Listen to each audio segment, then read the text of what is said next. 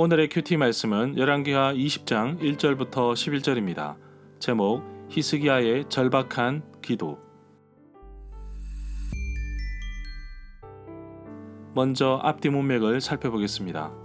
히스기야 왕은 랍사게가 전한 말을 듣고 너무나 슬퍼서 여호와의 성전에 갔습니다. 그리고 선지자 이사야에게 사람을 보내어 기도를 부탁하였는데 이사야는 여호와의 약속의 말씀을 전합니다.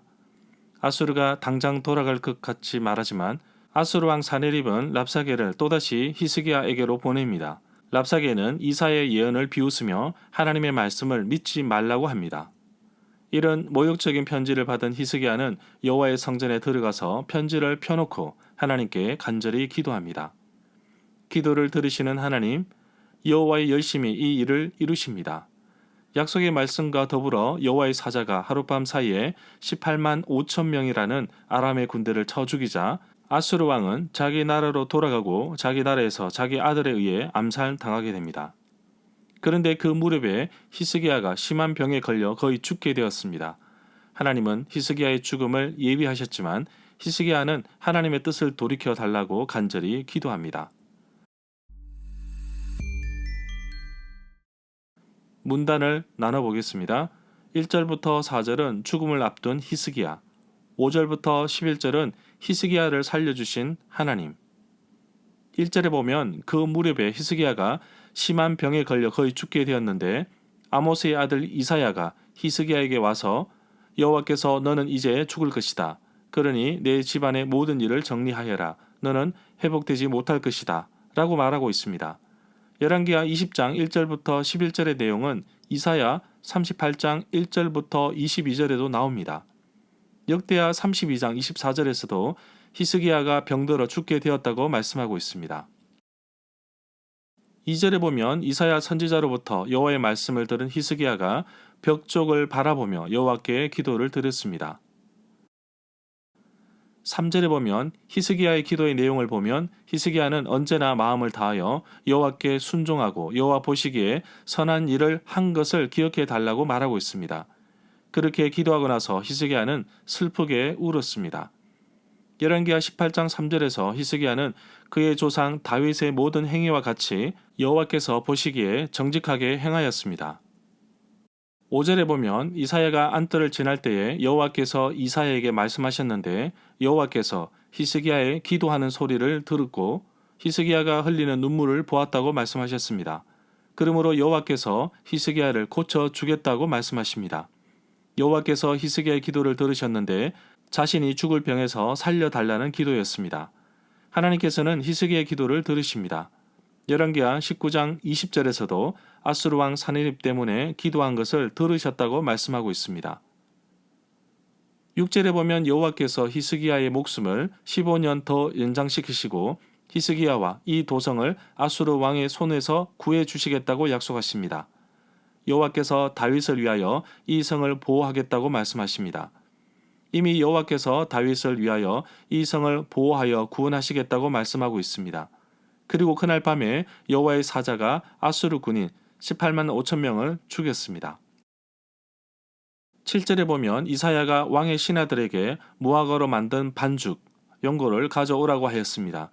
왕의 신하들이 그것을 가져와서 히스기야의 왕의 상처 위에 붙이니 왕의 병이 나았습니다. 이 구절은 이사야 38장 21절에도 나옵니다.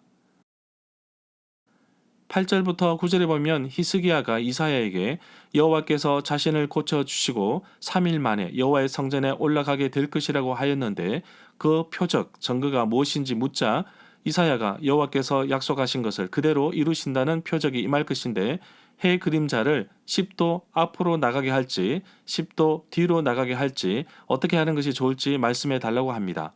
이미 아수르에서 구원해 주실 것의 징조를 열왕기하 19장 29절에 보여주셨습니다. 3년 뒤에는 심고 거두며 포도원을 심고 그 열매를 먹을 것이라고 말씀하셨습니다. 10절에 보면 히스기야가 해 그림자를 10도 더 나아가게 하는 것은 쉬운 일인 것 같다며 해 그림자를 10도 뒤로 물러나게 해달라고 말합니다. 10도에서 도는 계단 또는 칸으로 번역할 수 있습니다. 계단으로 번역한 것은 계단에 들이온 그림자를 통해 시간을 알려주는 특별한 건축물이 있었다는 고고학 증거를 인용한 것으로 보입니다. 11절에 보면 선지자 이사야가 여호와께 기도를 드린 뒤에 히스기야의 아버지 아하스의 해시계 위로 들이온 그림자를 뒤로 10도 물러가게 하였습니다. 절마다 상세한 설명과 구절 해석, 핵심 내용과 중심 줄거리는 네이버 블로그에 올려져 있습니다. 내게 주시는 교훈입니다.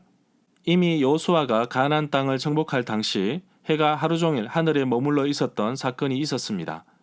히스기야에게 해 그림자를 10도 물러나게 하는 것을 보면서 하나님은 시간을 주관하시는 분이시다는 것을 확신합니다. 이제 죽게 되었는데 포기하는 것은 이릅니다. 하나님께 기도하고 나가면 하나님께서 내가 생각하지 못했던 새로운 길을 열어주십니다. 아합의 아들 아하시아 왕은 난간에서 떨어져 죽게 되었을 때 여호와 하나님께 나아가지 아니하고 우상에게 나아가서 병이 나을지 물었습니다. 그러나 히스기야는 달랐습니다. 아수르의 공격 속에서도 하나님께 나아갔고 자신의 생명을 위해 하나님께 나아갔습니다. 내 힘으로는 도저히 해결할 수 없을 때, 엄청난 문제에 부딪힐 때 하나님께 나아가야겠습니다. 힘들고 어려울 때 기도해야 합니다.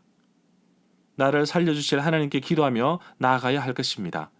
그런데 저도 막다른 길, 인생이 무너지는 순간에 부딪히니 말문이 막히고 좌절하고 기도가 되지 않았습니다. 평상시 하나님을 의지하고 신뢰하고 연습하고 하나님께 나아가는 것이 얼마나 중요한지를 깨닫게 됩니다. 해결되지 못한 문제가 있다면 문제보다 크신 하나님께 나아가겠습니다. 하나님은 내가 기도하기를 바라고 계시며 하나님께 돌아오며 엎드려 순종하기를 원하십니다. 오늘도 나의 절박한 기도를 온전히 하나님께 드리지는 하루가 되기를 간절히 소망합니다.